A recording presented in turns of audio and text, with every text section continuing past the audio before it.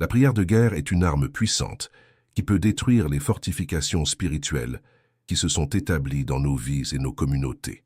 David Yonggi Cho a toujours souligné l'importance de reconnaître que nous sommes dans une bataille spirituelle et que la prière n'est pas seulement un acte de dévotion, c'est un moyen de combat.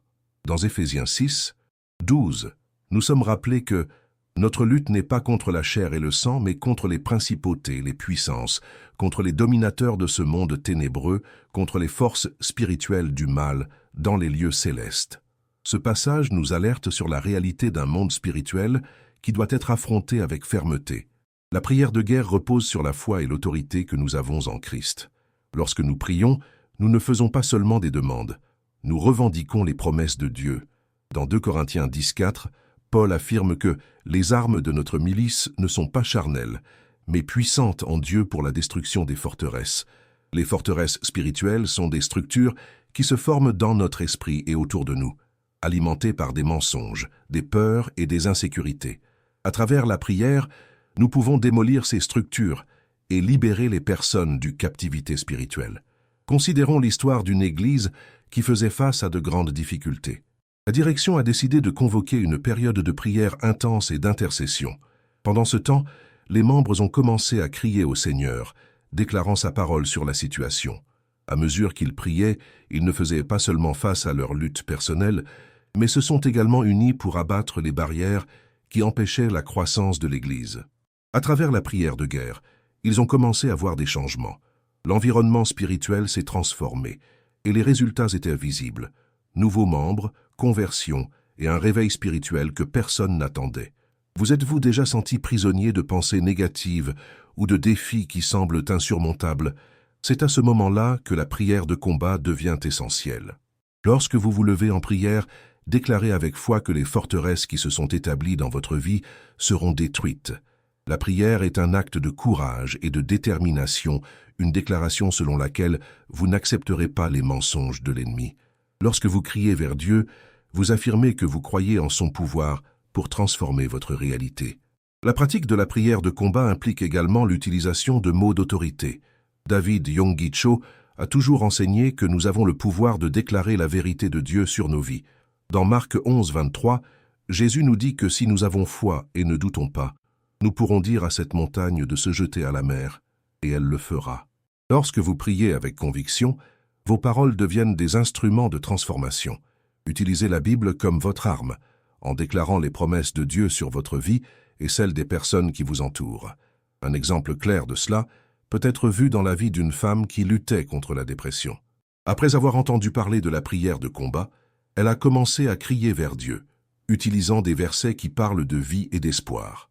Chaque jour, elle déclarait « Ce n'est pas un esprit de timidité que Dieu m'a donné, mais un esprit de puissance, d'amour et de sagesse. » 2 Timothée 1:7. Avec le temps, elle a commencé à ressentir un changement intérieur. Grâce à la prière, la forteresse de la dépression a été brisée et elle a expérimenté une nouvelle liberté en Christ. Ne sous-estimez pas le pouvoir de votre prière. Chaque fois que vous vous mettez en prière, vous affrontez les forces qui tentent de s'établir dans votre vie. L'acte de prier est une déclaration que vous faites confiance à Dieu et à sa capacité d'agir. David Yonggi Cho nous a toujours rappelé que la prière est un moyen par lequel le surnaturel se manifeste. C'est à travers la prière que nous pouvons amener la réalité du ciel sur terre. Il vous revient en ce moment de vous lever et d'utiliser la prière comme une arme.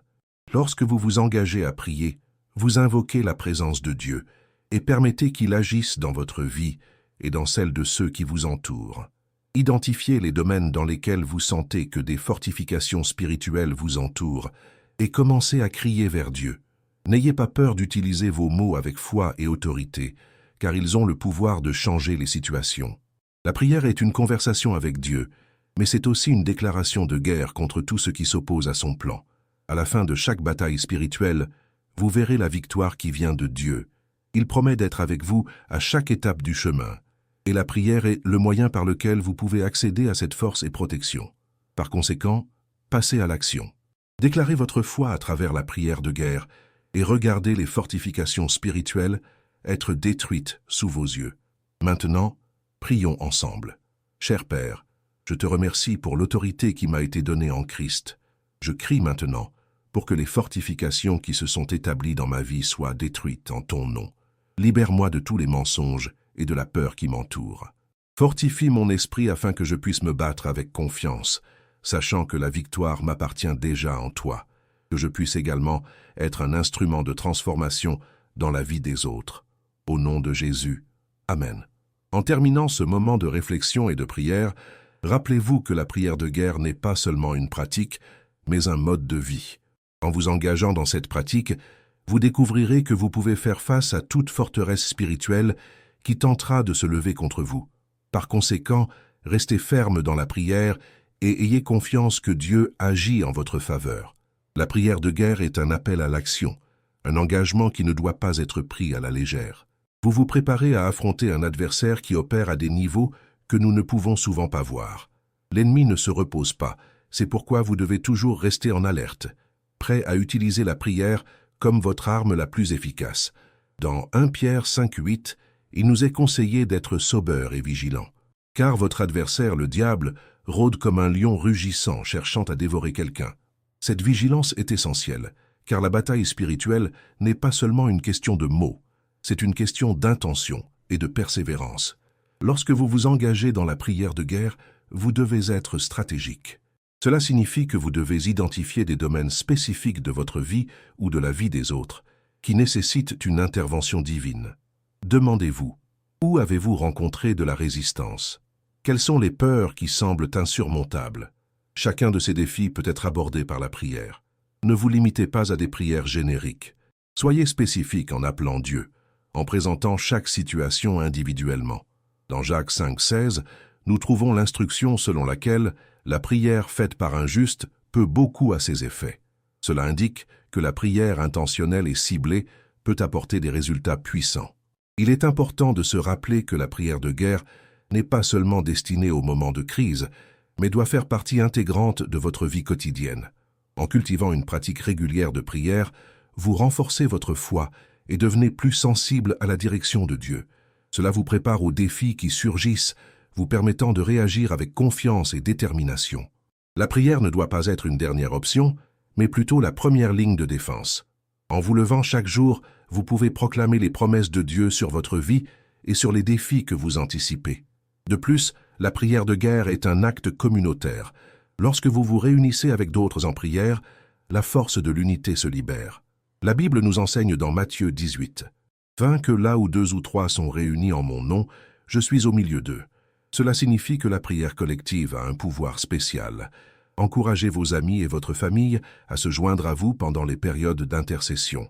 Ensemble, vous pouvez crier à Dieu pour des situations qui affectent non seulement vos vies individuelles, mais aussi votre communauté et le monde qui vous entoure. L'intercession n'est pas seulement une pratique de prière, c'est une responsabilité que chaque croyant doit embrasser. Dans Romains 15:30, Paul demande aux frères de Rome de l'aider dans ses prières. Cela nous montre que même les leaders spirituels ont besoin du soutien des prières du peuple de Dieu. Par conséquent, n'hésitez pas à demander de prier lorsque c'est nécessaire, et soyez également disposés à intercéder pour les autres. Lorsque vous vous engagez à prier pour ceux qui vous entourent, vous devenez un canal de bénédiction et de transformation. En priant, rappelez-vous que les mots ont du pouvoir. Dans Proverbe 18:21, il est écrit que la mort et la vie sont au pouvoir de la langue. Cela signifie que vos déclarations de foi peuvent façonner des réalités spirituelles. Lorsque vous déclarez la vérité de Dieu sur votre vie, vous créez un environnement spirituel qui peut transformer des situations. Ne sous-estimez pas l'importance de déclarer des versets bibliques et des promesses sur vos défis. Utilisez votre voix pour proclamer ce que Dieu dit et non ce que les circonstances semblent indiquer. La prière de guerre implique également un engagement continu envers la transformation personnelle. Chaque fois que vous vous mettez en prière, vous devez être ouvert aux changements que Dieu souhaite opérer dans votre cœur. Parfois, les obstacles que nous rencontrons sont le reflet de luttes internes qui doivent être abordées. À travers la prière, vous pouvez demander non seulement la force pour combattre l'ennemi, mais aussi la sagesse pour gérer vos propres faiblesses. Dans les psaumes 139, 23, 24, le psalmiste s'écrie « Sonde-moi, ô Dieu, et connais mon cœur, éprouve-moi et connais mes pensées ». C'est une prière puissante qui permet à Dieu de révéler les domaines de votre vie qui ont besoin de guérison et de restauration. Enfin, gardez l'attente que Dieu agit à travers la prière de guerre.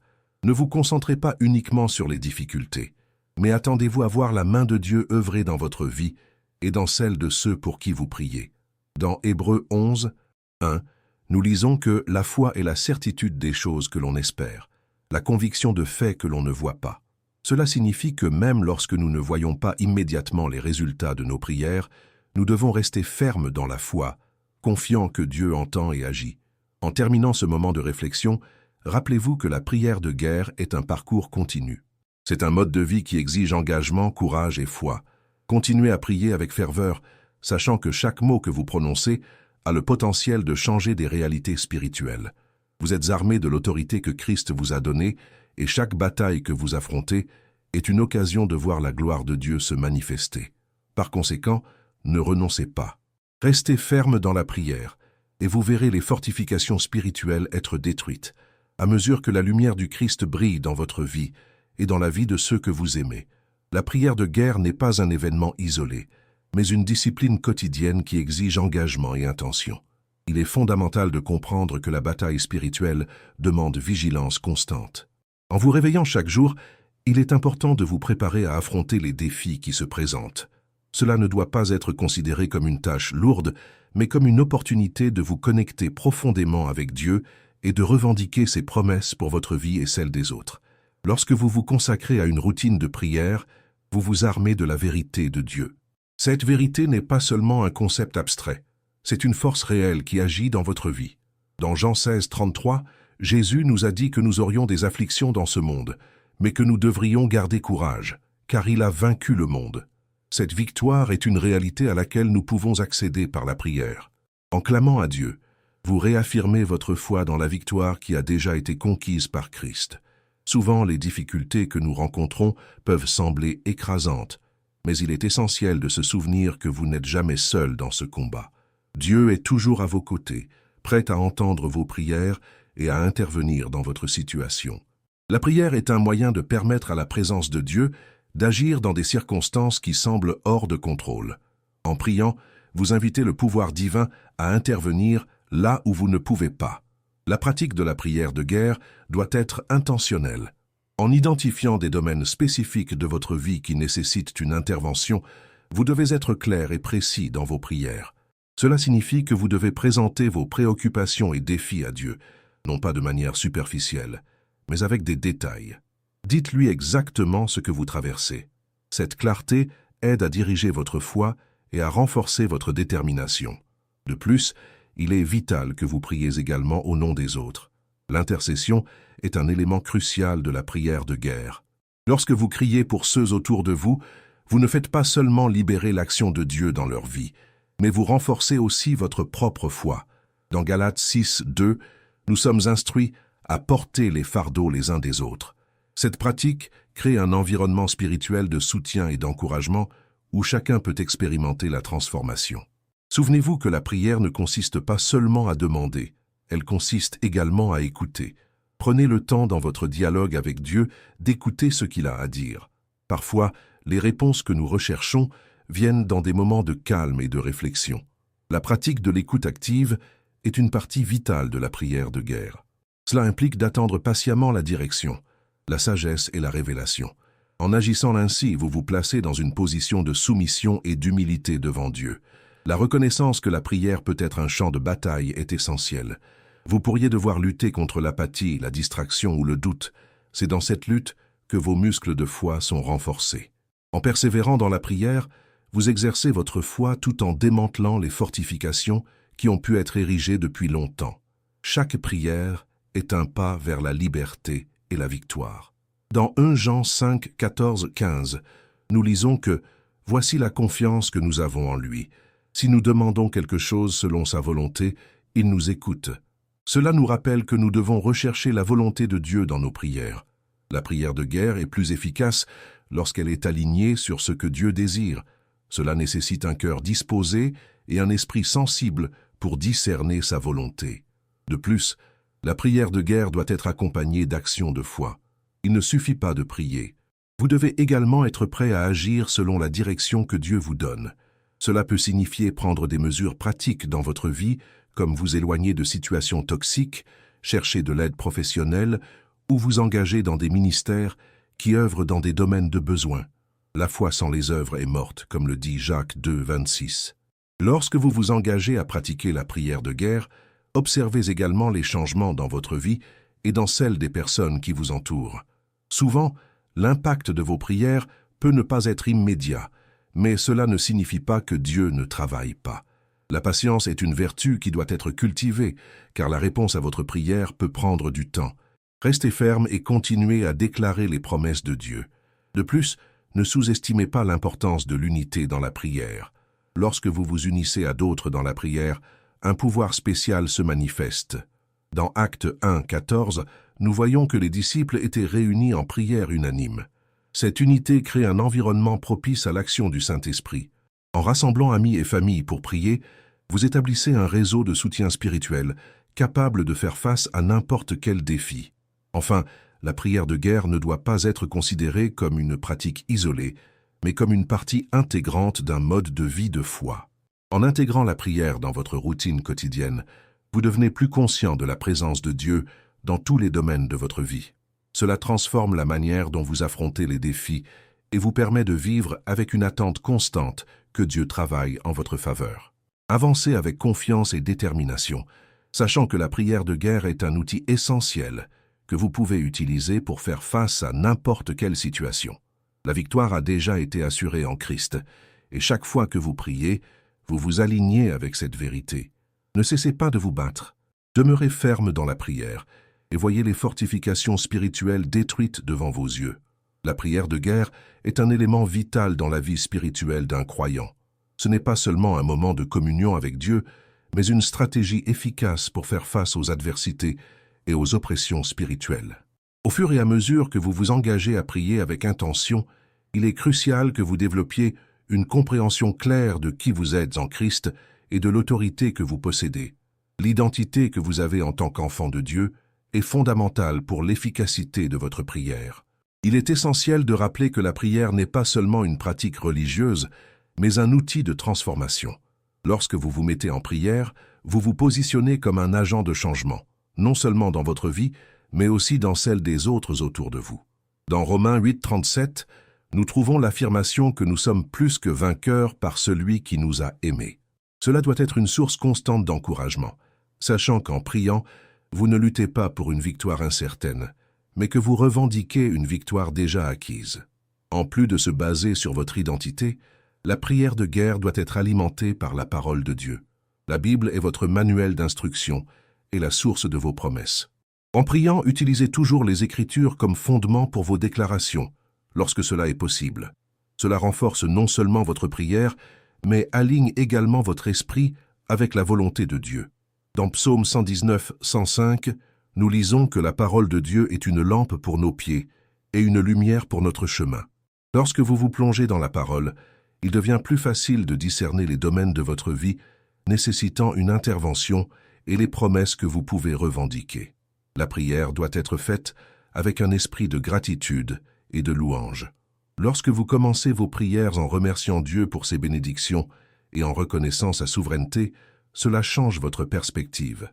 Dans Philippiens 4, 6, 7, nous sommes instruits à ne nous inquiéter de rien, mais en tout par la prière et la supplication, avec action de grâce, présentons nos demandes à Dieu. Cette attitude de gratitude apporte la paix à votre cœur et vous prépare à recevoir les réponses que Dieu a pour vous. De plus, il est important que vous demeuriez dans un état de vigilance.